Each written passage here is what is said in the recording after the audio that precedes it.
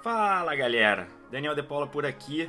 E pra quem assistiu meu vídeo passado até o final viu que eu deixei um spoiler, mas haha, havemos Magic Keyboard. E aí vou mostrar pra vocês por que essa belezinha aqui tá sendo tão falada e o porquê que isso muda tudo de novo em favor do iPad, claro.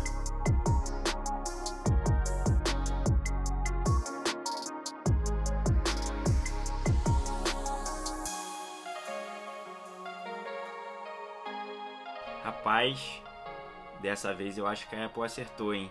Tá certo que nem tudo são flores com qualquer acessório da Apple e com o Magic Board não é diferente. Depois de usar aí quase uma semana, eu consigo ter umas 3 ou 4 coisas pra falar que eu não gostei e umas 5 ou 6 que eu me amarrei.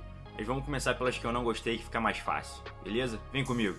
Como o Magic Board é uma capa e também é um teclado, ela tem que ser, digamos assim, rígida o suficiente para proteger o seu iPad.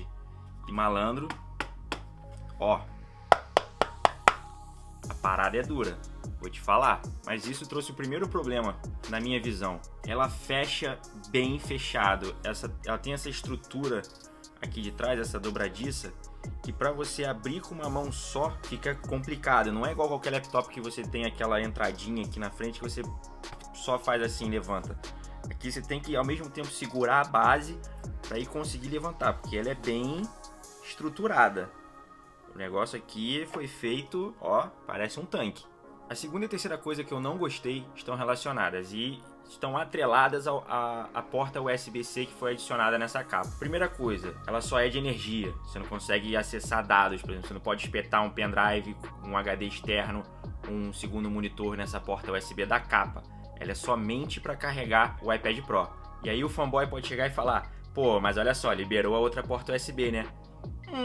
Ok, mas, né, já que botou essa USB na capa, por que não deixar ela também com dados e não só com energia? E a outra coisa é por que do outro lado não colocou também uma segunda porta USB? Só a Apple pode responder. A outra coisa que eu não gostei nesse Magic Keyboard é o fato dele não ter a primeira linha de teclas de funções. A capa que eu estava usando antes da Logitech, a Slim Folio Case, ela vinha com essa linha de funções. E ali você tinha play, pause, controle de brilho do teclado, volume do iPad, logar e deslogar, né? Você conseguia locar o iPad e ao mesmo tempo apertar ali para desbloquear. E o Magic Board não tem isso. Não sei por que a Apple não adotou, já que todos os teclados que a Apple vende, teclados Bluetooth, tem essa linha também e é praticamente do mesmo tamanho. Alguns tech reviewers estão falando que é porque, como tem um visual flutuante, se tivesse ali aquela tecla de função, a ponta do nosso dedo ia estar batendo na borda do iPad, né? Mas eu acho que não, hein? Mas agora vamos falar de coisa boa, vamos falar de TechPix. Haha! Pegou? Pegou essa? Então, o teclado do Magic Keyboard ele vem com esse novo mecanismo tesoura, que os novos MacBooks estão saindo, tanto o MacBook Pro, o Air, estão saindo com esse novo mecanismo. Na verdade, ele não é novo. Ele é o mesmo mecanismo dos MacBooks, se eu não me engano, anteriores a 2016. Né? Tem um Travel Key ali perfeito, ele vem com backlight, alimentado pelos 3 pinos do iPad. Ele tem a textura de plástico, ele não tem aquela textura de tecido que tinha nas Slim Folio Cases antigas da Apple, que ainda vendem para outros modelos de iPad. Então esse teclado ele é bem diferente e é bem melhor para digitar. Uma outra coisa que eu estou gostando bastante no Magic Keyboard é o ângulo de visão. Ele não chega a abrir tanto quanto um laptop, né? De você ter ali quase aquele modo flat, mas você tem mais do que 2 posições em relação às capas antigas da própria Apple e a Slim Folio Case, por exemplo, da Logitech, que é a que eu tinha antes. Então, dentro do limite que a Magic Keyboard abre, você consegue variar bastante ali para usar no colo, na mesa, na cama, apoiado no chão, apoiado em algum outro móvel. Tá bem bacana, eu gostei bastante da forma como ela abre e fecha. Eu vi muita gente reclamando do peso que ela adicionou no iPad, né?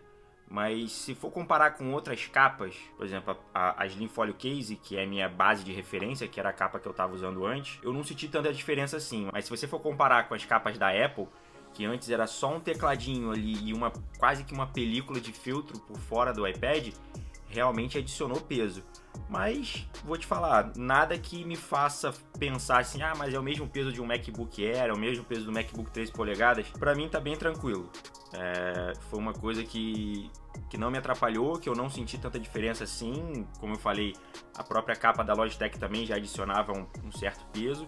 E é aquela coisa, vai proteger o iPad de qualquer maneira, então pra mim tá tranquilo.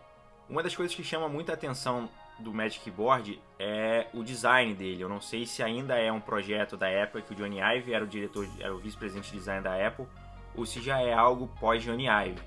Mas ficou muito interessante a forma como eles encontraram de você prender e desprender o iPad com os ímãs ali, fazer a conexão com os 3 pinos pelo Smart Connector e tal, ficou muito bacana.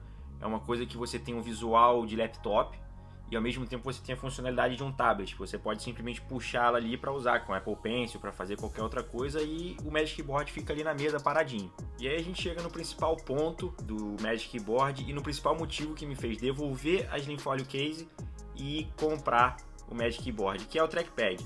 A Apple já estava devendo um acessório desse há um tempinho, apesar dela ter o trackpad Bluetooth, desde que eles lançaram o iPadOS 14, mas você ter tudo numa coisa só, né, num case só, e aí sim poder fazer o iPad rivalizar com o laptop, veio muito a calhar. Posso dizer que ele poderia ser um pouquinho maior, mas tá bem bacana, tá bem legal mesmo. A estrutura, a construção, as funcionalidades, você tem os mesmos gestos que você tem no touchscreen, você tem no trackpad. Tem algumas funcionalidadezinhas ali que eu desabilitei porque eu não me adaptei. Conforme você passa o mouse perto de um ícone, ele já meio que gruda nesse ícone ou nesse botão. Se você arrastar pro alto ali da tela, ele já automaticamente aprende na central de controle.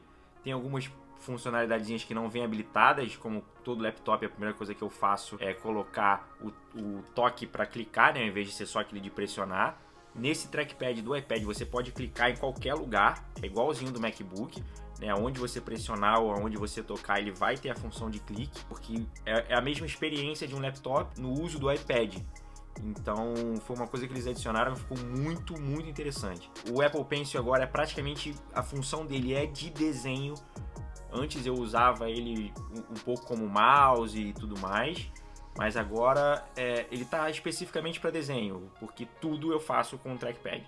E por conta da adição do trackpad, né, o iPad virou, digamos assim, acho que o device mais versátil da Apple, porque você tem função de laptop, você tem função de tablet.